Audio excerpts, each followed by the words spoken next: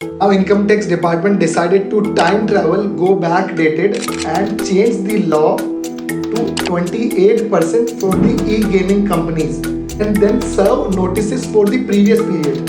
That is what retrospective is about. Time travel करके पहले के डेट में जाकर के लॉ को चेंज करना और फिर उसी लॉ के हिसाब से आज की तारीख में टैक्स मांगना.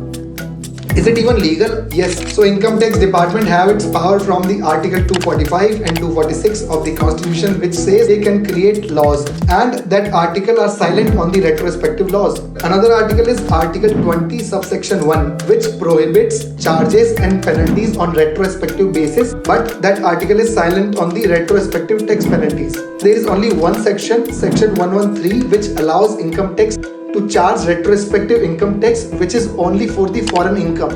Otherwise, the income tax exploits the article 245, 246, 20 subsection 1, and just with a single line they time travel and change everything so that they can serve notices of 25,000 crore to Dream 11, 11,000 crore to Delta Corp, 24,000 crore to Gamecraft.